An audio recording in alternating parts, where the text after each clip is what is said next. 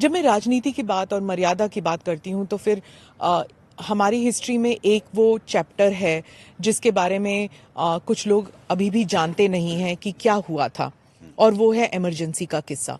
ज्यादातर लोग नहीं जानते हैं, खासकर यंग यूथ जो है वो जानते नहीं है वो डार्क चैप्टर के लिए। उस वक्त के बारे में आप बताइए। आप 2 साल जेल में थे, आपकी उम्र हाँ, 23 साल लगभग की थी। 18 साढ़े 18 थे। 18। हाँ, हाँ, 23-24 साल की उम्र थी। उसी समय मैं जेल गया था 18 महीने के लिए। 18 महीने के लिए। जी। हाँ। और उस वक्त के बारे में बताइए, आपको जेल में क्यों डाला गया था उस वक्त? मैं क्योंकि इमरजेंसी का हम लोग विरोध कर रहे थे। आप स्टूडेंट लीडर हाँ थे? हाँ, स्टूडेंट लीडर नहीं था, मैं टीचर हो गया था, लेकिन फिर भी जेपी मूवमेंट में शामिल हुआ था। और उस समय सारी पॉलिटिकल पार्टीज ने मिलकर उसी हमको 24 साल की उम्र में ही जेपी मूवमेंट का कन्वीनर बनाया था। जिले का मिर्जापुर सोनभद्र दोनों एक जिले हुआ करते थे, उसका मैं कन्वीनर था।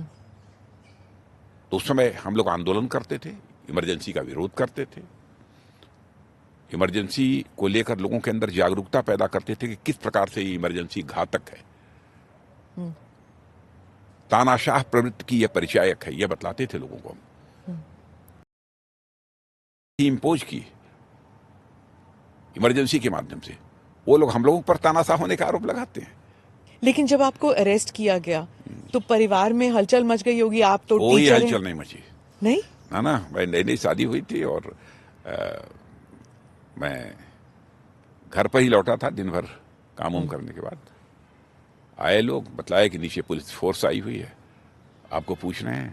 तो मैंने कहा बुला लो इंस्पेक्टर वगैरह, डिप्टी एसपी वगैरह को। आ गए, कहे साहब आपका वारंट है। मैंने कहा बैठो आप लोग, मैं भी स्नान कर लेता हूँ। और उन लोगों के लिए भी मैंने कह दिया चाय वगैरह की व्यवस्था करो। फिर गाड़ी लेकर आए थे, गाड़ी में बैठे चले गए।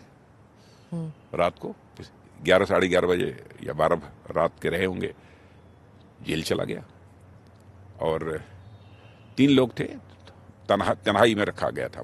Solitary confinement. सॉलिटरी सेल, लगभग 2-2.5 महीने तक। बहुत मुश्किल होता होगा वहां पे। कोई मुश्किल नहीं, हौसला बुलंद था। इधर से अकेले मैं नारा लगाता था, उधर से 250 लोग दूसरे कंपाउंड में थे, वो लोग उधर से रिस्पॉन्ड करते थे। और ही वो लोग नारे लगाते थे, अकेले में इधर से मैं बोलता था। इमरजेंसी के खिलाफ तानाशाही नहीं चलेगी, नहीं चलेगी, ये लगता था उस समय। तो उस साइड में कौन था, आप जानते थे? नहीं, हमारे हाँ, सब हमारे उसी जिले के लोग थे जो कि इमरजेंसी के दौरान गिरफ्तार हुए थे। बहुत सारी पॉलिटिकल पार्टीज के लोग गिरफ्तार हुए थे उस समय। हाँ। और जब आपको सॉलिटरी कन्फाइनमेंट में रखा गया, आपके पास क्या किताब या कुछ पढ़ने के लिए अखबार आते थे, किताब आता था, क्या था? कैसे आप वक्त गुजारते थे वहां पर? उस समय पुस्तक वगैरह कुछ नहीं दी जाती थी। एक पीतल का तसला होता था, उसी में दाल दी जाती थी और वैसे ही हाथ हाथ पर रोटी दी जाती थी।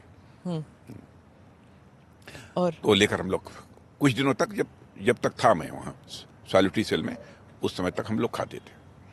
हाँ। और कुछ समय के लिए हम लोग को बाहर भी निकालते थे, रात को फिर बंद कर देते थे उसमें सॉलिटरी सेल में। माने वो कंपाउंड था, उसमें और कोई नहीं था, हम 3 लोग थे।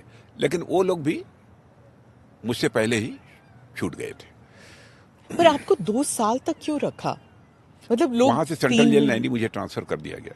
हाँ, जहाँ पे पंडित जी भी थे वहां पे। मैं बहुत अच्छे स्वभाव का था, इसलिए रखा।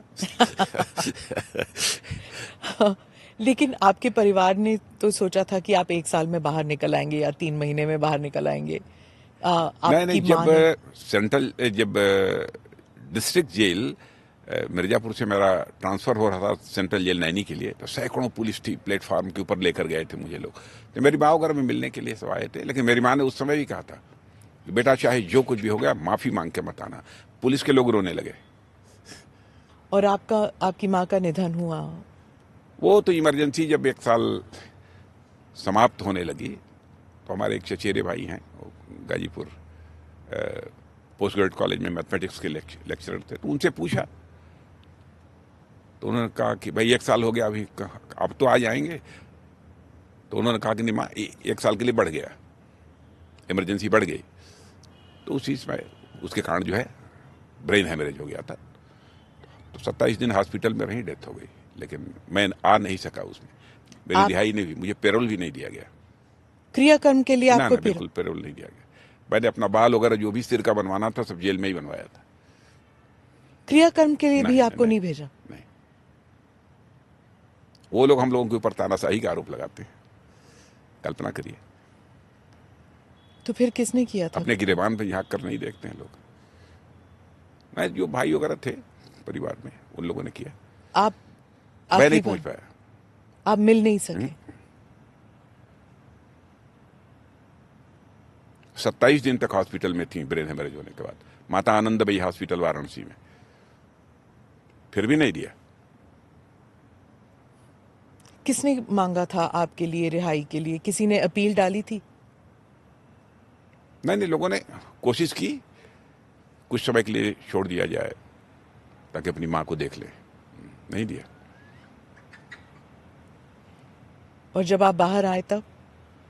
नहीं, कुछ समय के बाद एक बार बीच में लगभग मां की डेथ के कई महीने के बाद शायद 14-15 दिन का किसी मुद्दे पर कोई पेरोल मिला था मुझे, लेकिन फिर तुरंत 14 दिन के बाद फिर मैं जेल चला गया था। हमसे जुड़े रहने के लिए हमारे YouTube चैनल को सब्सक्राइब करें और नई वीडियो की नोटिफिकेशन के लिए बेल आइकॉन को दबाएं।